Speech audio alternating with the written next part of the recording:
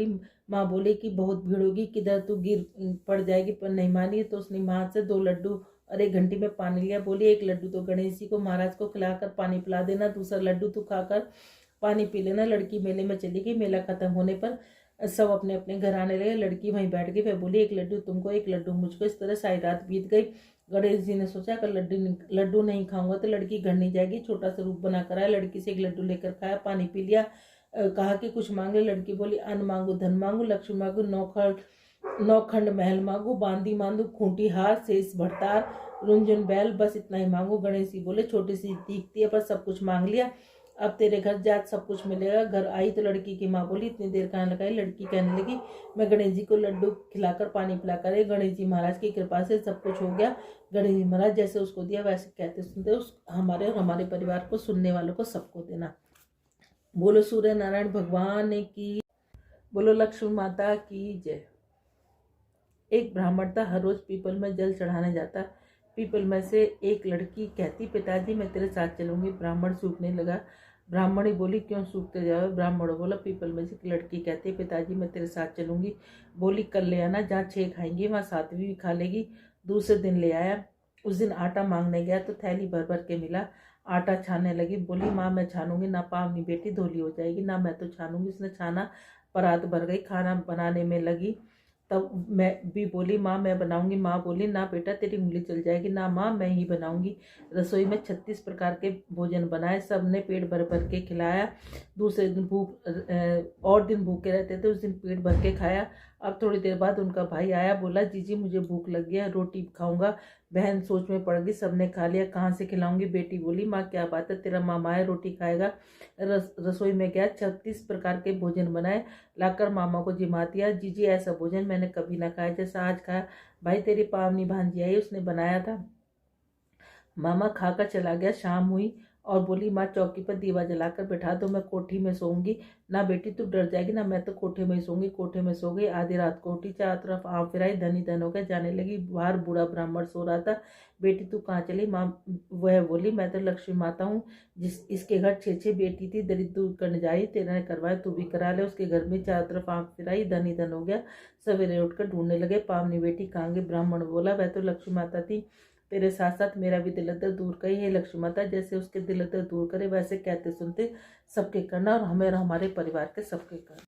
बोलो महामास की कथा, बोलो महामास की जय, बोलो विष्णु भगवान की जय, बोलो लक्ष्मी माता की जय। सतयुग में एक राजा था, उसका नाम हरिश्चंद्र था। हरिश्चंद्र अत्यंत धार्मिक भावना के व्यक्ति थे। उनकी प्रजा हर तरह से सुखी थी। उनके राज्य में एक ब्राह्मण के यहाँ पुत्र पैदा हुआ तो उस ब्राह्मण की मृत्यु हो गई। ब्राह्मण की पत्नी अपने पुत्र को पालती हुई गणेश चतुर्थी का व्रत व पूजन किया करती। एक दिन जब उसका पुत्र कुछ बड़ा हुआ तो घर के आसपास खेलने गया। वहाँ एक कुम्हार भी रहता था। किसी ने कुम्हार से कहा कि यदि तू बालक की बलि अपने आवे में देगा तो तेरा आवा सदा जलता रहेगा, बर्तन पकते रहेंगे। अतः कुम्हार ने जब ब्राह्मण के बालक को गणेश की मूर्ति से खेलते देखा तो बालक को पकड़कर आवे के पास रख दिया और आग जला दी। जब ब्राह्मणी का बालक बहुत देर हो गया तो घर नहीं आया तो ब्राह्मणी बड़ी दुखी हुई। उसको रोज जीवन रक्षा के लिए गणेश जी की प्रार्थना करने लगी, विष्णु भगवान की प्रार्थना करने लगी। गणेश जी और विष्णु भगवान की कृपा से उसके पुत्र का कुछ भी नहीं बिगड़ा, बस थोड़ा सा जल भर गया। अपने अपराध बोध के कारण कुमार राजा हरिश्चंद्र के पास जाकर गया। उसने इस कृत्य के लिए क्षमा प्रार्थना की। राजा ने ब्राह्मणी से पूछने पर उसने बताया गणेश जी की सकट चौथ और विष्णु भगवान के पूरे महीने के कारण मैंने जो काले तिल, सफ़ेद तिल, चावल और चीनी से पूजा विधान किया, उसी के कारण मेरे पुत्र के प्राण बचे हैं। तो उसने कुमार से कहा यदि तुम इसकी तरह व्रत करोगे और इसकी तरह ही सारे धन पुण्य करोगे तो तुम्हारे भी सभी दुख दूर हो जाएंगे। सभी ने ऐसा ही करना शुरू कर दिया जिससे उनके सब दुख दूर हो गए। इसीलिए महामास में तिल का दान, तिल का भोजन और तिल की कहानी का बड़ा महत्व है। इसलिए इसे बार बार तिल का दान के लिए कहा जाता है। इसी महीने में ही गणेश चतुर्थी का व्रत भी आता है जो इस साल में 31 जनवरी का है। उसकी भी क्लिप में अलग से बना के गणेश चतुर्थी के व्रत की क्लिप भी बना दूंगी और कहानी भी उसके अंदर डाल दूंगी। उस व्रत का नाम है सकट चौथ, जो इस साल 31 जनवरी को पड़ेगी। एक बुढ़िया माई थी, तुलसा माता की पूजा क्या करती। कहती, तुलसा माता तू सुखदाता, मैं बिरला सींचू तेरा, तू कर निस्तारा मेरा। पार दे पिटंबर दे, विश्वनाथ के घाट दे, चटके की चाल दे, पटके की मौत दे, कृष्ण जी का कंधा दे, वृंदावन का वास दे, मीठा मीठा ग्रास दे, वैकुंठ का वास दे, कार्तिक का महीना दे, काशी का दिन दे, कार्तिक माह बैसाख का महीना दे, एकादशी का दिन दे। आए कृष्ण जी भगवान, इतनी औरतें आती हैं तुम्हारे को लाड़ चाव करती हैं, पूजा पाठ करती है, कार्तिक माह बैसाख में तुम्हारी पूजा पाठ करती हैं, फिर भी तुम सूखती जा रही हो। कहने लगी, तुलसा मैया बोलने लगी कि मैं सब कुछ तो दे दूंगी, लेकिन तुम्हारा कंधा कहाँ से दूंगी। तो भगवान ने कहा कि कोई बात नहीं। उन्होंने एक घंटी दे दी कि इसे बजा देना, मैं चलाऊंगा। एक दिन उसने सोचा घंटी बजा के देखो तो सही, कहीं आते कि नहीं आते कृष्ण जी भगवान। उन्होंने घंटी बजाई, आए कृष्ण जी भगवान, क्या बात है कि कुछ नहीं, कि कुछ तो बात है कि ऐसे ऐसे वो तुम्हारा कंधा मांगती है। कहने लगे कि ठीक है। अब एक दिन बुढ़िया माई सच तुलसा माता ने घंटी बजाई, सोचने लगी देखो कृष्ण जी भगवान आते कि नहीं आते। उन्होंने घंटी बजाई, कृष्ण जी भगवान आ गए। कहने लगी क्या बुढ़िया माई मर गई कि नहीं, मैं तो इसलिए आई हूँ कि तुम आते कि नहीं आते, मैंने घंटी इसलिए बजाई थी। एक दिन बुढ़िया माई सचमुच में मर गई, किसी के उठाए से न उठती। सब कहने लगे सवेरे उठ कर, जिन क्या पाप घाट की माला फेरती थी जो इतनी भारी होगी, किसी के उठाए से न उठती। आए कृष्ण जी भगवान, देखो तो सही दुनिया में क्या डंडोल है कि एक बुढ़िया माई मरी पड़ी है। वो कहने लगे मैं भी देख लूँ। सबने कहा इतने बड़े बड़े योद्धाओं से तो उठे नहीं, तुम जैसे बालक से क्या उठेगी। एक कहने लगा इसे भी अपने मन की करने दे। कहने लगी कि अच्छा। वो जाके कहने लगे, कृष्ण जी भगवान ने उसके कान में कहा बुढ़िया माई मैं आ गया। कहने लगी ऐसे नहीं, मोर मुकुट पीताम्बर पहने, हाथ में मुरली बजाते, सबके सामने दर्शन दो। उन्होंने मोर मुकुट पीताम्बर पहने, हाथ में मुरली बजाते, सबके सामने दर्शन दिए। जैसे तुलसा मैया कृष्ण जी भगवान तुमने उनको दर्शन दिए, वैसे कहते सुनते हमारे और हमारे परिवार को सबको देना था। की जय। गंगा जमुना माई की जय। ठीक। एक बार गंगा जमुना किसान के खेत से जा रही थी, तो जमुना माई ने 12 दाने तोड़े। तो गंगा माई कहने लगी तूने तो 12 दाने तोड़े, तो ये तो चोरी का पछावन लग गया। वो कहने लगी कि कैसे उतरेगा, तू सेठ के यहाँ 12 वर्ष नौकरी कर ले। उसने सेठ के यहाँ 12 वर्ष नौकरी कर ली।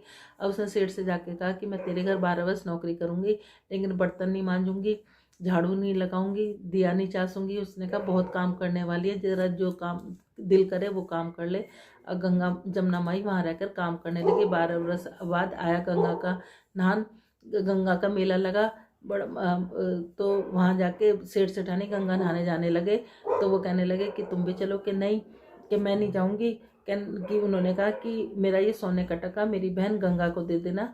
अब किसान वहाँ जाके नहाए धोए और जाके उन्होंने आवाज़ लगाई, हे गंगा माई तेरी बहन जमुना ने सोने का टका दिया है, गोरी गोरी भैया हरी हरी चूड़ियाँ पहने, 2 हाथ निकले। उन्होंने कहा उसका कहना 12 वर्ष पूरे हो गए।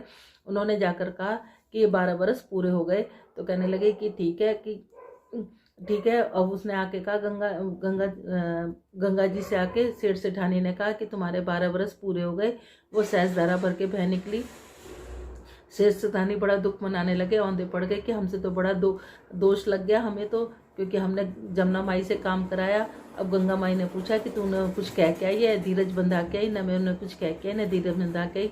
जाओ उन्हें कह के आना, धीरज बंधाना, कहना तुम्हारा कोई दोष नहीं है, 7 जन्म 7 पीढ़ी तुम्हारे घर में अन्नपूर्णा लक्ष्मी सरस्वती का वास होगा। जैसे गंगा जमुना मैया तुमने उनको दिया, वैसे कहते सुनते हमें और हमारे परिवार को सबको देना। बोलो गंगा माई की। बाद हमें वार की कहानी कहनी है। ये 5 कहानी हमें डेली कहनी है। उसके बाद हमें महात्म कहना है। यही करने से ही हमें ये पूरे माह के महात्म का पूरा हमें फल मिलेगा। शनि महाराज की जय। एक ब्राह्मण पूजा पाठ करने जा रहे थे, रास्ते में शनिचर महाराज मिले। ब्राह्मण बोला शनि महाराज कहाँ जा रहे हो। शनिचर बोला राजा के यहाँ लगने जा रहा हूँ। ब्राह्मण बोला राजा के लगेगा, सारी प्रजा दुखी होगी, इसलिए मेरे लग जाए। शनि महाराज बोले कितने साल लगूंगा। ब्राह्मण बोला 7 साल की ना उठी जाए, 5 साल की ना उठी जाए, 2.5 साल की ना उठी जाए, 1.25 साल की ना उठी जाए। जब ब्राह्मण ने 1.25 पैर की उनकी शनि महाराज की दशा उठ ली और नदी के किनारे जाकर बैठ गया, आसन बिछाकर पाठ करने लगा। नदी में 2 मतीरे बह जाए तो उसे निकालकर घोड़े के नीचे रख लिए। वह मतीरे राजा के लड़के का सिर बन गए। उसके पास जाकर शनि महाराज आए, आकर बोले कि ब्राह्मण राजा के लड़के का सिर काट कर रख लिए। तो ब्राह्मण ने कहा किसी से मत कहना, मेरे को शनि की दशा लगी। शनि ने 1 से कई 2 से कई सारी नगरी में फैल गई। राजा बोला ब्राह्मण को सूली पर चढ़ा दो। सोने की गड़वाई वो टूट गई, चांदी की गड़वाई वो टूट गई, तांबे की गड़वाई वो टूट गई, लोहे की गड़वाई वो टूट गई। जब और जो गड़वाए वही टूट जाए, इतनी देर में 1.25 बीत गया। राजा के लड़के खेलते खेलते आ गए। रानी बोली, महाराज ब्राह्मण को सूली पर तो न चढ़ा दिया, जाकर देखो तो सही हमारा पाप कैसे उतरेगा। राजा ने जाकर देखा, ब्राह्मण पाठ कर रहा। राजा ने पूछा, ब्राह्मण क्या ज्ञान विज्ञान जानता है? ब्राह्मणों में मैं कुछ नहीं जानता, मैं तो पाठ करने जा रहा था। रास्ते में शनिचर महाराज मिले। वह बोले, मैं राजा के लगने जा रहा हूँ। तो मैं बोला, राजा के लगेगा, सारी प्रजा दोगी, इसलिए मेरे लग जाए। शनिचर महाराज ने, कितने साल की लग जाए? मैंने कहा 7 साल की ना उठी जाए, 5 साल की ना उठी जाए, 2.5 साल की ना उठी जाए, 1.25 साल की ना उठी जाए, इसलिए मैंने 1.25 पैर की ले ली। 1.25 पैर में मेरे को शनिचर ने ऐसे रंग दिखाए। अब राजा कहने लगा, इसकी दशा कैसे होती है? ब्राह्मण ने कहा, राजा सोने का, चांदी का दान, तांबे का दान, लोहे का दान, पीतल का दान करे। राजा ने कहा, साहूकार तो कर देगा, गरीब कैसे करे? ब्राह्मण बोला, तेल की डलियो, गुड़ की डलियो डकौत को दे दे, 7 बार पीपल में जल चढ़ा दे। क्या दे? शनि महाराज शनि महाराज का सोटा कभी ना आवे टोटा। शनि महाराज की घड़ी घड़ी घड़ी से 70 बला टली। 7 बार पीपल में जल चढ़ाने से सारी बला टल जाएंगी। जैसे शनि महाराज उसकी बला टाली, वैसे कहते सुनते हमारे और हमारे परिवार की सबकी। 10वां अध्याय। बोलो महामातम की जय। श्रीमन नारायण नारायण नारायण, तुलसी नारायण नारायण नारायण। यमदूत कहने लगे, वैसे एक बार भी गंगा जी के स्नान करने से सब मनुष्य पाप से छूटकर शुद्ध हो जाता है। जो गंगा जी को दूसरे तीर्थों का समान समझता है वह अवश्य नरक में जाता है। भगवान के चरणों से उत्पन्न हुई गंगा जी के पवित्र जल से श्री शिव जी अपने मस्तक में धारण करते हैं। ब्रह्मा जी संदेह रहित, प्रकृति से अलग और निगुण है। ब्रह्मांड में उनकी समानता किससे हो सकती है? गंगा जी का नाम हजारों योजन दूर से ही लेने वाला नरक में नहीं जाता। इसलिए मनुष्य को अश्वमेध गंगा जी में स्नान करना चाहिए। हे वैश्व, जो ब्राह्मण दान लेने पर अधिकारी होकर भी दान नहीं लेता, आकाश के नक्षत्रों में चंद्रमा के समान है। जो कीचड़ में गौ से निकलता है, जो कीचड़ में गौ से को निकालता है, जो रोगी की रक्षा करता है तथा गौशाला में मरते हैं। आकाश में तारागण होते हैं। प्रणाम करने वाले मनुष्य सदैव उत्पन्न गति को प्राप्त होते हैं। प्रातःकाल स्नान के पश्चात जो 16 प्रणाम करते हैं, गो नरक पापों से बच जाते हैं। जो पराई स्त्री को माता के समान मानते हैं, यम की यातनाओं को नहीं भोगते, जो मन में कभी पर स्त्री का चिंतन नहीं करता, वह तीनों लोकों में अपने अधीन करता है। जो पराये धन को मिट्टी के समान समझता है, स्वर्ग में जाता है। जिसने क्रोध को जीत लिया, मानो उसने स्वर्ग को जीत लिया। जो माता पिता की सेवा देवता तुल्य करता है, वह यमदूत नहीं देखता। जो गुरु की सेवा करते हैं, वह ब्रह्मलोक को प्राप्त होते हैं। सील की रक्षा करने वाली स्त्री धन्य है। सील भंग करने वाली यमलोक जाती है। जो वेदों को पढ़ते हैं तथा पुराणों की संहिता पढ़ते हैं, सुनाते हैं और तो समृद्धि का व्याख्यान और धर्मशास्त्र समझते हैं, वो वेदांत में लीन रहते हैं। वे पाप रहित होकर ब्रह्मलोक को प्राप्त होते हैं। जो अज्ञानियों को वेद शास्त्र का ज्ञान देते हैं, वे देवताओं से भी पूजित होते हैं। यमदूत ने कहा है, वैश्व श्रेष्ठ यमराज ने हमारी वही आज्ञा दे रखी है, तुम किसी वैश्य को मरे मेरे पास मत लाओ। हे वैश्य, प्राणियों को जो इस संसार रूपी नरक को पार करने के लिए भगवान की भक्ति के सिवाय दूसरा कोई उपाय नहीं है। भगवान की भक्ति न करने वाला मनुष्य चंडाल के समान समझना चाहिए। भगवान के भक्त अपने माता पिता को कुलों को तार देते हैं, नरकों में नहीं रहते। जो मनुष्य वैश्व का भोजन करते हैं, वे ही भगवान की कृपा से श्रेष्ठ गति को प्राप्त होते हैं। बुद्धिमान को सदा वैश्व का अन्न खाना चाहिए। इसमें शुद्ध पवित्र होकर मनुष्य पाप नहीं करता। गोविंदाय नमः इस मंत्र का जप करता हुआ जो मनुष्य को मृत्यु को प्राप्त वह परम धाम को प्राप्त होता है, इसमें कोई संदेह नहीं। ओम नमो भगवते वासुदेवाय एक द्वाक्षर मंत्र ओम नमो नारायण इस अक्षर मंत्र का जाप करता है, वह ब्रह्म हत्या आदि से पाप को नष्ट हो जाता है। बोलो महामातम की जय। बोलो 10वें अध्याय की जय।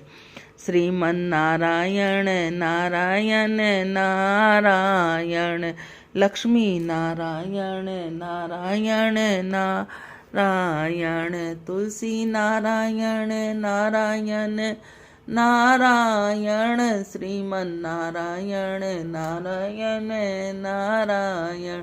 हे नाथ नारायण वासुदेवा, हे नाथ नारायण वासुदेवा, हे नाथ नारायण वासुदेवा, यदि आपको मेरा चैनल अच्छा लगता है इसको लाइक करें, शेयर करें, बेल आइकन को जलाएं, ज़रूर दबाएं और सब्सक्राइब करें। बोलो राधे राधे। आपको हमारे वीडियोस अच्छे लगते हैं तो हमारी वीडियोस को लाइक करें और शेयर करें, हमारे चैनल को सब्सक्राइब करें और सब्सक्राइब के साथ जो बेल आइकन है उसको भी प्रेस करें ताकि आपके पास हमारी नई वीडियोस की नोटिफिकेशन आती रहें।